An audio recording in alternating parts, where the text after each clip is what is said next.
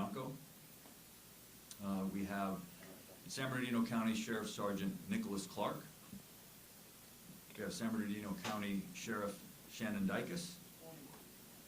We have Assistant District Attorney Brandon Smith, and then myself. So someone who's not here, I want to thank as well, or introduce as well, Jason Anderson, San Bernardino County District Attorney. I want to start by thanking these gentlemen up here. I want to thank the San Bernardino County Sheriff's Office for their professionalism and their cooperation and the great work that they've done here so far. I want to thank Jason Anderson and the San Bernardino DA's office. His Bureau of Investigation has recently formed a high-tech crimes unit. They were instrumental in helping us with this investigation. Let me tell you how things are going to go today. There's going to be several individuals that make statements up here, and then when we're all done with the short statements, I will come back up and we will have a question and answer. I will take questions. I will take all of your questions till there are no more questions. Having said that, there's a lot that we can't say, that I can't say, that nobody up here can say. And the reason is that the defendants in this case have been charged with crimes, serious crimes, and so now they have a presumption of innocence that applies to them. They're innocent until proven guilty in a court of law. I'm not allowed to prove my case in the court of public opinion, and so there's a lot that we can't say in terms of the facts and the evidence. For that, you will have to come to the court, to the various hearings, and see how the case plays out.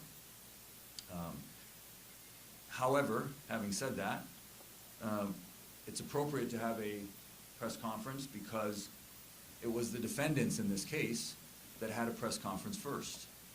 And they did so in order to tell the public, the media, and ultimately law enforcement that their child had been kidnapped, when in fact that's not what occurred. And so we're here to clear up some misconceptions and to explain how this case unfolded in terms of the investigation. It involves two counties working very well together. I know everybody up here on this stage, we work well together normally, but in this case, I'm very proud of the work that was done by Riverside County Sheriff, San Bernardino County Sheriff, my office, and also the District Attorney's Office in San Bernardino County. All right, so we'll go ahead and kick this off. I'm going to bring up first San Bernardino County Sheriff Shannon Dykes. Thank you, Mike. To Mike's point, I want to thank all of you in the media for covering this, specifically the parents' initial statements to the public while we were trying to find Emmanuel. They became critical as we continued through this investigation. But I want to talk about a little bit about the process because we've seen a number of questions related to Amber Alerts and things like that, so I hope when I finish this that everybody understand kind of the course of the investigation. But the investigation started for us on August 14th when Rebecca Haro reported that her son had been kidnapped. Folks, within 24 hours through video surveillance, we found inconsistencies in Rebecca's statement, and as a result of that, there was no other vehicle to put out on an Amber Alert or anything, and I know many of you were wondering why that didn't occur.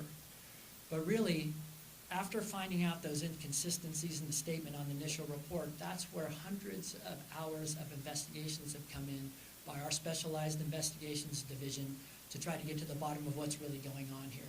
And when I say hundreds of hours, I'm talking about forensics, forensic data on vehicles, phones, and potential crime scenes, judicial authorized search warrants that were served. And through that process, that's where we learned that the jurisdiction of where this has occurred was in Riverside County. So hence the Riverside County DA and Riverside County Sheriff's Department, which I can't stress enough. We've had a long-term partnership. We work well together, and we know how to get things done in these environments. But that's why the jurisdiction had changed from the original jurisdiction that was reported in, which is Yucaipa, California.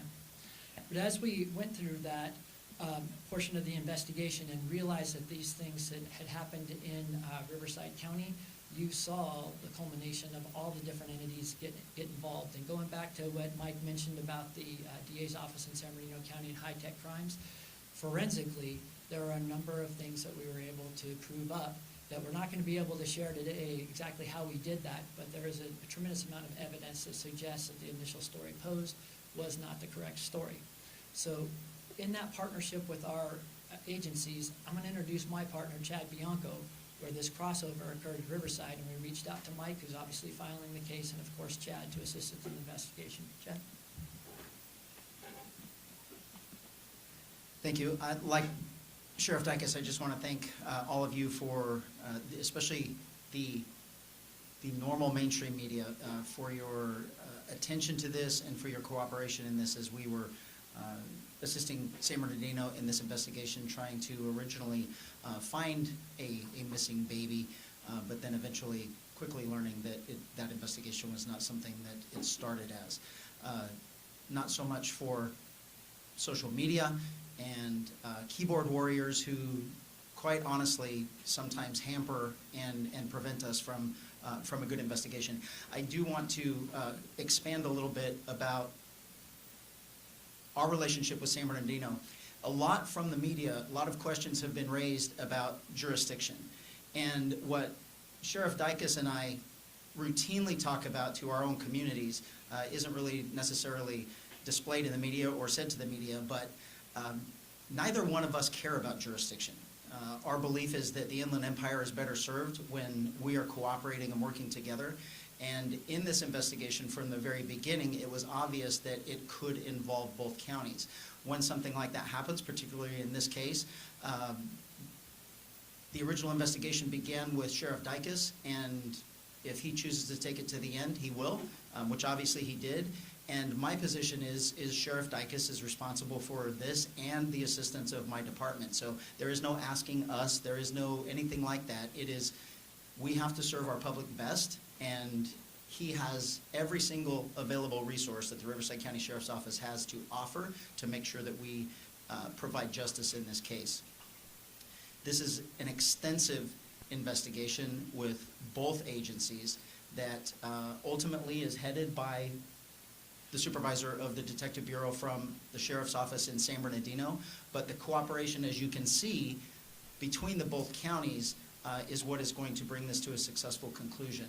There is absolutely nothing, no crime more important than the injury of a human being, particularly a child. And the amount of resources that were expended to find this baby and to ultimately bring the people to justice responsible for the loss of this baby, I can't even tell you the amount of resources that were expended in this. It is a massive investigation that will obviously be ongoing, and we appreciate your efforts. This involves a lot of things, though, from us, and hopefully there are more questions to be answered, but I'll end it by saying this before we get into more questions specifically about this case. This was preventable in numerous ways. The amount of response we have had from the public, the enormous anger that a child was not only originally thought to be kidnapped, but then presumably murdered, kind of warms my heart a little bit. That there is compassion still out there. There is care about other people. There is, people actually do care about other people. There is absolutely nothing worse than harming a baby. Broken bones, injuries, life-altering trauma. And had that case been successfully handled how it should have been, Emmanuel would still be with us today. So I thank you all for taking the time and the effort to make sure that the world sees this investigation, and we will successfully bring it to conclusion with the help of both DA's offices. Sheriff, I neglected to mention that Sergeant Nicholas Clark is the lead investigator on this case. So even though he's San Bernardino County, he will be functioning as the lead investigator on this case, which is ongoing. The investigation is ongoing, even though we have filed charges. And then Brandon Smith is going to be the lead prosecutor on the case, obviously Riverside County prosecutor. And with that, obviously, you all know, yesterday in court we filed murder charges on both Jake and Rebecca Haro. We also filed filing of a false police report. And with that, I will take questions. I know you're going to have a lot of questions. I do want to lay some ground rules. The way we do it here is don't shout at me, no chaos, just raise your hand. I ask you to ask me one question at a time. I'll do my best to call on everybody. When we've gotten through everyone who has a question, then we can go back and ask more follow-ups, okay? So I'll start here on the front. Yes, ma'am. Hi, Stephanie with CNN. My question is, first of all, do you have any idea where baby Emmanuel is at this point? You know, yes, we have a pretty strong indication of where the remains of baby Emmanuel are. So that investigation is ongoing at this time. Yes, go ahead. Matt Johnson, Court TV. What was the information that led to the initial search off the 60 in Moreno Valley? Sheriff, you want to take that? I'm not going to go into grave detail about that, but there is some level of cooperation with the suspects involved in this, and we're trying to locate that, and our job is to follow every lead.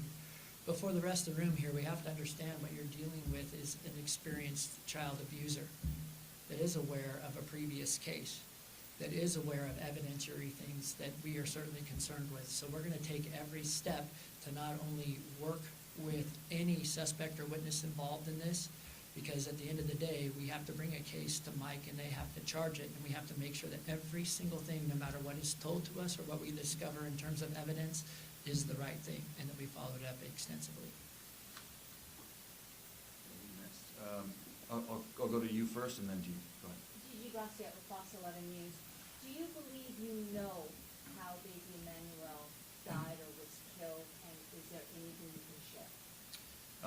The filing in this case reflects our belief that baby Emmanuel was abused, victim of child abuse, over time, and that eventually, because of that abuse, he succumbed to those injuries. That's what we believe. Yes, sir. Eddie with Action Our News. I noticed on the arrest records and the booking records that they do have Jay Carroll as murder with malice and also another murder charge as well. Is there a second murder, or can you explain why there's two on that booking? We charged both Jake and Rebecca with murder. Who's next? Yeah, Rob. This is in reference to what Chad was talking about, but can you go into some detail about that case in 2023 and what happened there? Sure. And from my understanding, it was a suspended sentence. Yes, I will. So in 2018, Jake Haro with his ex-wife, there was another child who they were prosecuted for child abuse as well, child neglect, cruelty. That child was also an infant, and that came to the courts, arrested in 2018, it came in to the courts in 2023.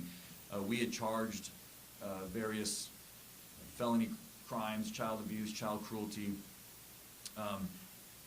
and our indication, or what we wanted out of the case was prison. We believed it was a prison case, and that Jake Haro should have gone to prison. Jake Haro pled straight up to the court, which sometimes reporters get this wrong, and you call it a plea bargain. Judges are not allowed to plea bargain. Defendants can plea bargain with the prosecutor, but when a defendant pleads up to the court, they plead to everything that they've been charged with, and they're essentially throwing themselves on the mercy of the court. In this case, a judge here in Riverside County, happened to have been a visiting judge from San Bernardino County, gave Mr. Haro a suspended sentence, which means, if I can translate for you what that is, it means that instead of sending him to prison, he chose to give him probation and suspend prison time sort of over his head, meaning that if he violated his probation, he would then go to prison. My prosecutor in the courtroom objected to that and said on the record, we object, we think it's a prison case, you should send him to prison. And the judge decided, as is the judge's right to do in that case, he decided that Mr. Haro deserved an extra break and gave him probation and basically 180 days of work release, which ends up being like community service. I will say that it was an outrageous error in judgment by this judge. And I don't have any problem saying that. I'm not attacking the judge personally. That decision was absolutely outrageous. Mr. Haro should have been in prison at the time that this crime happened, and if that judge had done his job as he should have done, Emmanuel would be alive today. And that's a shame, and it's an outrage. And I hate to say that, but when our criminal justice system breaks down, I'm going to just call it like it is and tell you it broke down. It's not how it's supposed to work. The judge had obviously meant well. At the end of their sentence, he told Jake, I'm giving you a big break today, don't mess it up. But I want to point something out to you. I want to read to you the injuries. The child's name is Carolina. She's still alive today, but she is permanently bedridden.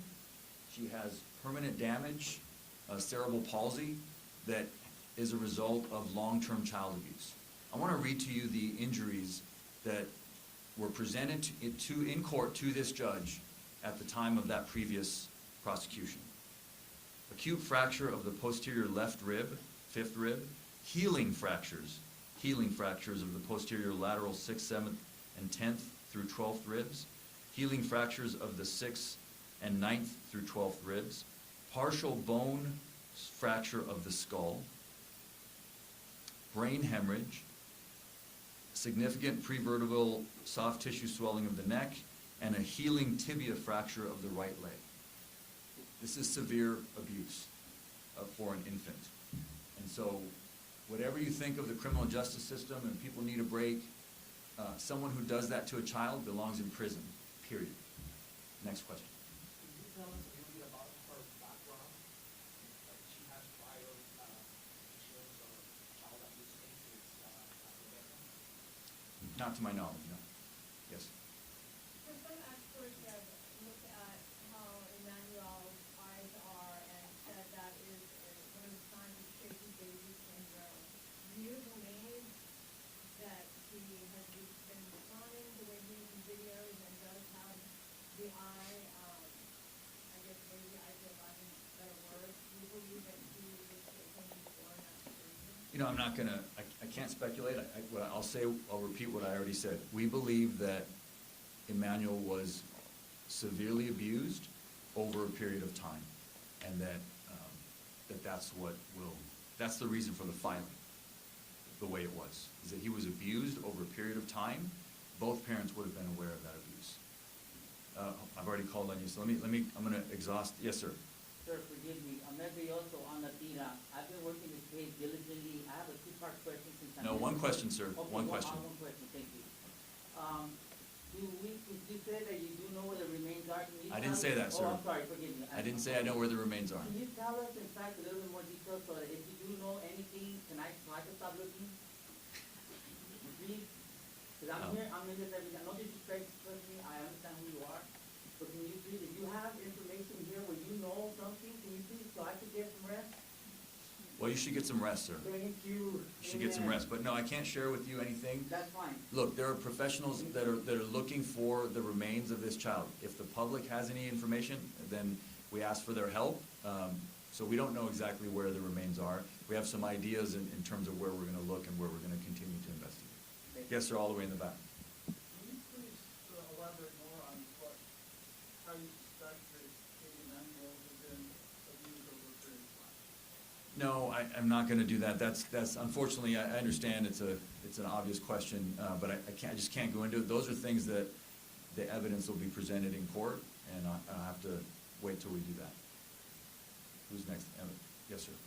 Can you explain, I know they both have charges filed against them, but do you believe that Jake or Rebecca both were actively involved in abusing Emmanuel, or like the she was complicit in what he was doing, or the other way around? Can you explain any more about that? All I can explain is what we've filed. We filed murder charges on both of them and making a false police report on both of them. So you can extrapolate that we believe that both of them are guilty, that we can prove it's guilty beyond a reasonable doubt for both the murder and the filing of the false police report. You know, how it breaks down as to who did what, that also has to wait for the trial. So let me go this way. Procurador, en español, Jaime García de Televisión. Okay.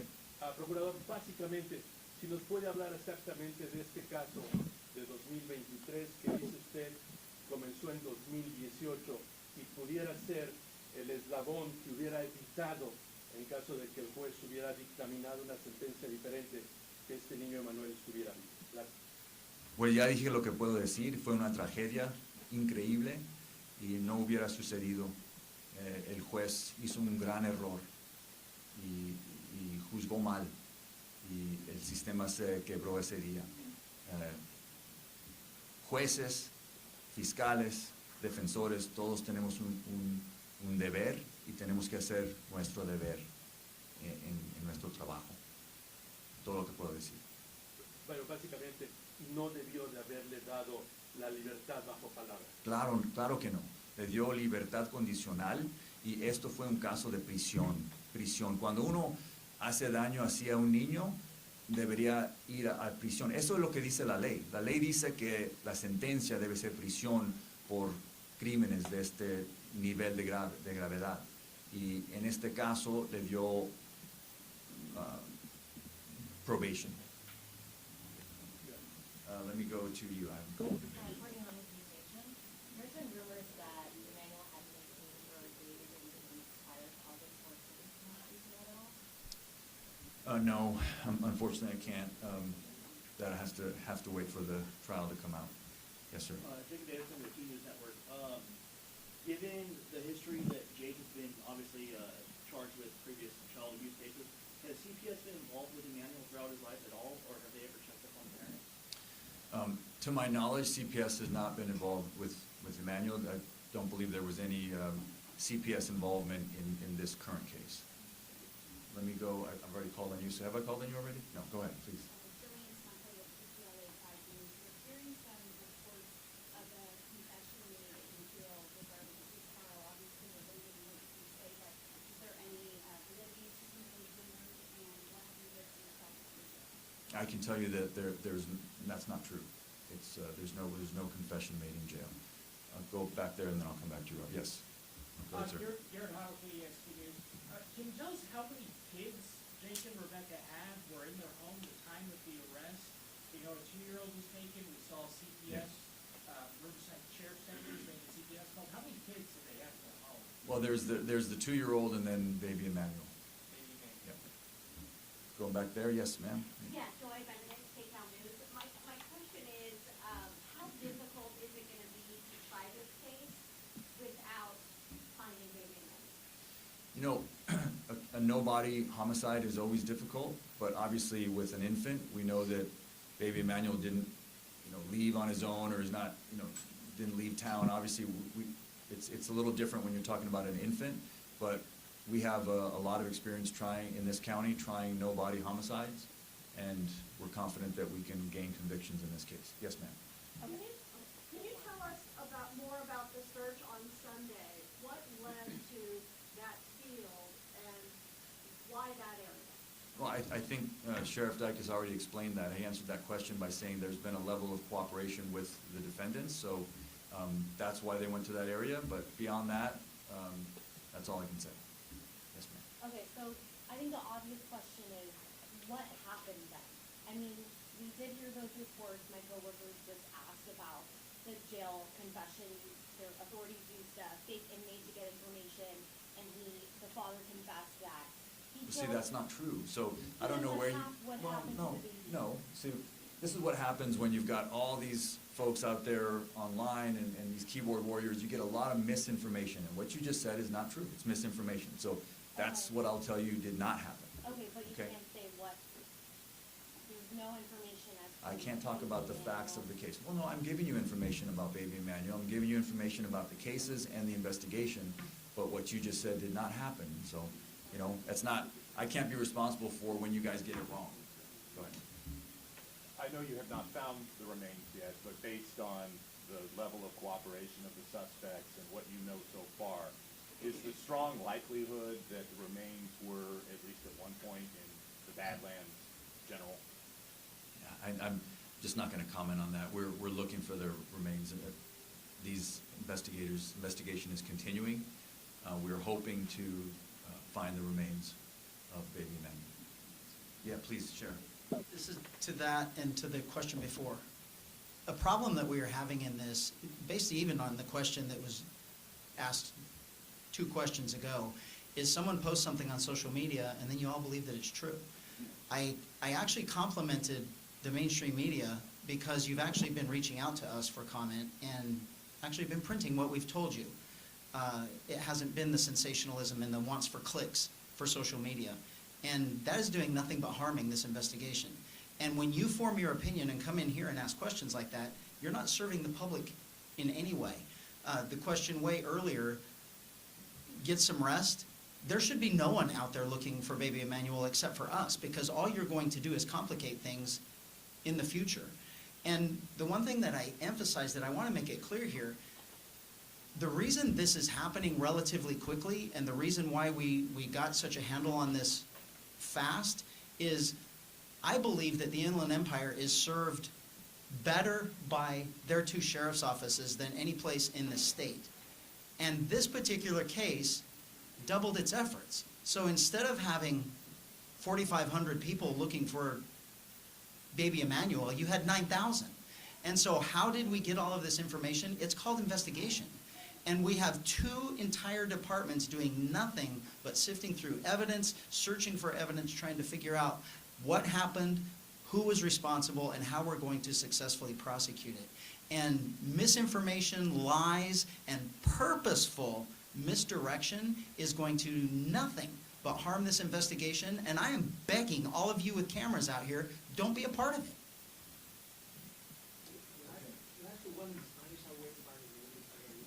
You wasted yours in English? I'll get back to you. I'll get back to you. No, I've already called on you. I'll go ahead. I started with you. Go ahead. Go ahead. And actually, it was for Sheriff Bianco. I just wanted to follow up with you because the way you were talking so impassioned about what should never happen is that injury to a child. How does this compare to other things that you've seen? You mentioned broken bones in children. You impact me by the way you said that. So I wanted to know how this impacted you. So I have to, cops get a bad rap of being just heartless souls. I will tell you that most police officers are parents, either dads or moms. And there is nothing more traumatic for us to go through than an injury, a death, or harm to a child. Nothing. And there is absolutely nothing that we want more than to bring these investigations to a successful conclusion.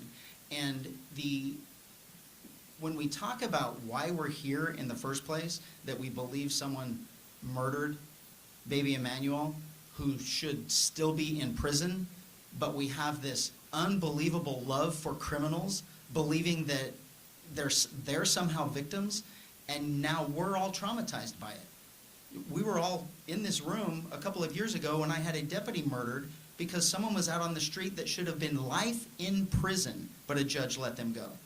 We have an absolute breakdown of the justice system, and we are not preventing other children from being harmed when someone like Jake is allowed to be out on the streets harming children. And so the anger that I have, the frustration that I have, then combined with the misinformation and everything else, when for all of us and our employees, there is nothing more important to us than the death of a human, particularly a child. Try to work. I'm going to work the back. Yes, sir. What kind of evidence did investigators have that led to the rest of the parents without having the body?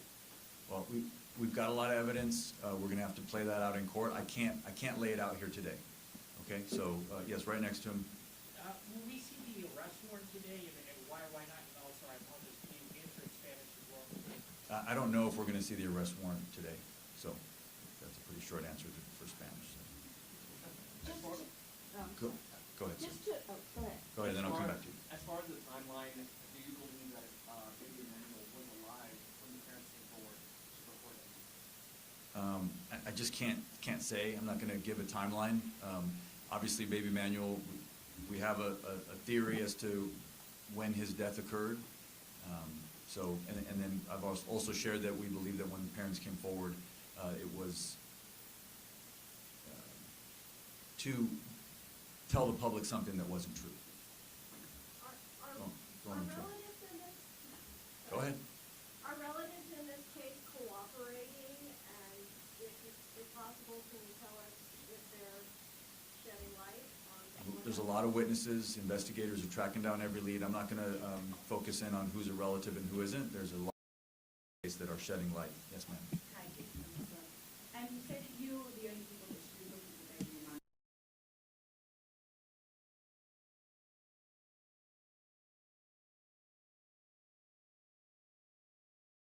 Right, so, I'm not gonna say, as Sheriff Bianco just mentioned, when you have members of the public that are out there doing their own searches, all it does is potentially prejudice and damage the case. So please, let the sheriff's departments do their job. They know how to do this, right? We're helping with them, anything they need from us, but they are the ones driving this investigation, and they will track down every lead. I have all the confidence in both of these great sheriffs and their great departments. Are they out there today, is what I'm saying? This investigation is ongoing, yes. Yes, ma'am. In an effort to dispel all of that misinformation that we're seeing on social media, has a plea deal been offered to either Jake or Rebecca? Is that a possibility, and is this a death penalty case? It's not a death penalty case. We did not, and we're not able to file special circumstances, and that's what would be required to be eligible for the death penalty. This is, we filed 2 counts of homicide, which in this case is murder, against both Jake and Rebecca, so not a death penalty case. What was the other? Has a plea deal been offered to No. either one, and is that still a possibility? No. No, we're not interested in a plea bargain with these individuals. We're interested in a trial and getting to justice. Yes, sir. Where are we in terms of representation for these defendants? I don't know. Yeah. I don't know. That's not something that I have any knowledge of. Going back, yes, ma'am. Is there a chance, that you may not find baby Emmanuel's body if he's out in the wilderness or Los Angeles, there's nothing, is there a chance you may not find his remains? I think you just answered your own question, of course. This is an investigation. We're searching for evidence. We've got 2 great sheriff's departments doing what they do best. So if there's a chance to find baby Emmanuel's remains, these men and women of these 2 agencies will do it. Yes, sir. ¿Nos podría dar una sinopsis de lo que estamos haciendo hoy día aquí, lo que estamos haciendo, y especialmente que me hable de por qué está convencido de que no está abusado por un largo tiempo? Estamos aquí porque estamos acusando formalmente a Jake y Rebecca Haro de homicidio y de presentar un reporte falso a la policía. Los padres del bebé de 7 meses permanecen detenidos bajo una fianza de $1 millón. Y más de eso no puedo comentar, porque no puedo hablar sobre la evidencia en el caso, porque eso tiene que suceder en un tribunal, en corte. ¿Puede hablar de que usted está convencido de que Manuel fue abusado por un largo periodo? No puedo comentar. No, dije que sí, estamos convencidos que el bebé fue abusado por un periodo de tiempo, o sea, tiene 7 meses, o sea, sobre su vida de 7 meses, que fue abusado sobre tiempo. Yes, sir.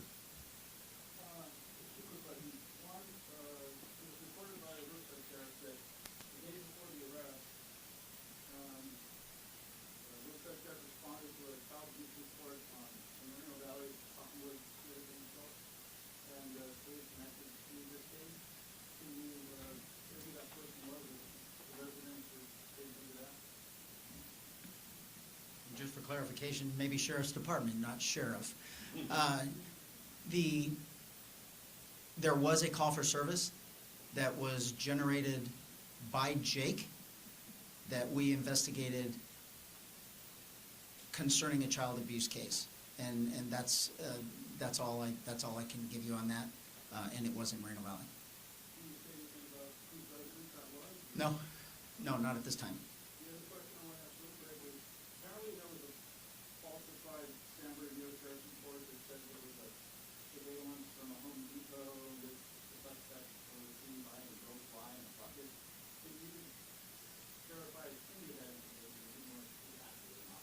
I think we've answered that already. If you are not getting information from his office or my office, you are doing our public an unbelievable disservice. We don't care what someone posts on social media, and if you all are going to believe that and then generate questions based on those comments, we're not going to get anywhere in this. If it did not come from our two agencies, stop believing it. That's all I can tell you. Procurador, si me permite otra vez en español, y es, ¿cuáles son la razón por la que deciden acusar de homicidio a esta pareja? El cuerpo no se ha encontrado, ustedes conocen, pero ¿qué es lo que les lleva a acusar a estos padres de ser responsables de la muerte del bebé? Son responsables de la muerte de su bebé por la evidencia que ya tenemos. Y es cierto que no tenemos el cuerpo del bebé, pero tenemos bastante evidencia y nosotros estamos convencidos que fueron responsables del homicidio de su hijo. All right, going forward, where am I? Did you have another question? Go ahead. This is for Sheriff Chad Bianco. When you guys were on the 60th Freeway in the Badlands area searching, we did notice that Jake was out there with the Sheriff's Department. Was Jake trying to cooperate at any time with the sheriff during that search? So we've answered that question, sir. That was Sheriff Dykes that answered that question of why they were out there. He said that there was some level of cooperation with the defendants, and that's all we can say. Yep, that's all we can say. Yes, ma'am. Do you feel, because the baby was 7 months approximately when he died, born in December 2024, do you feel that there are people that let this baby down? Not only that judge who let Jake Haro down, but we're talking about 7 months of child abuse or several months of child abuse. Do you think there are other people who failed this baby, possibly by not reporting what they were seeing, what they thought was happening? Well, certainly this baby was failed by his parents, so that's first and foremost. So yes, beyond that, I can't comment. But yes, everybody failed this baby that was close to him. Yes. Yeah, there's still some interest, it sounds, and some confusion on the public about what evidence factored into the charges being filed. I believe the Sheriff Dykes in the beginning mentioned the high-tech team and San Bernardino County. Maybe if you could help us understand a little bit what role that team plays. There was also mention of search warrants for cars and phones. Yeah. The technological search and seizure factor into it. So I can't comment on the evidence in this case, but what I can tell you is that modern homicide investigations are very tech-heavy. And we have two very modern, cutting-edge sheriff's departments in Riverside County and in San Bernardino County. And so, yes, what you mentioned was the high-tech crimes unit of the San Bernardino DA's office, their Bureau of Investigation. They assisted, and beyond that, I can't say what they found. That can't get into the evidence, but yeah, this case is going to be built on, like almost all homicide cases now, electronic, digital evidence. It all comes into play. Did the family ever seek medical attention for baby Emmanuel since he was born the day he was missing? I can't comment on that. Sorry. Yes, ma'am. What's next? What's next is, first and foremost, the investigation will continue, and it's led by the San Bernardino Sheriff's Department, and then also Riverside County Sheriff's Department assisting, and then the prosecution will begin. We filed the case will begin to work its way through the criminal justice system here in Riverside County. Other folks, yes, we're coming to the end here, I think. Go ahead. It seems like the grandmother as well may be involved. Can we expect any more arrests, or are you looking at anybody else potentially? Not at this time, no, we're not looking at anybody else. We believe that this is the filings in court that will be in this case. Now, that could change if new evidence comes in. Yes, sir. Does the house fire next door have anything to do with this, or just completely unrelated? I'm not aware of a house fire next door. So, yes, sir. The steel building that was taken by Child Protective Services on the scene, was there any signs of abuse by the parties involved? I'm not going to comment. Sorry, I can't talk about that. Anything else? Sí, procurador, disculpe, en español. Las acusaciones ahorita son asesinato malicio, doloso. En español, de encontrar el cadáver y otra evidencia pudiera cambiar a que usted presentara cargos de asesinato con circunstancias especiales Sí. que acreditaran la pena de muerte para esta pareja? Sí, podría cambiar si encontramos más evidencia y la situación cambia, los cargos pueden cambiar. Anything else? I think we're closing up here. Anybody have any last questions? Yes, go ahead. You know, September 4th. The court day will be September 4th. All right, thank you all for coming. Thank you so much. Gracias.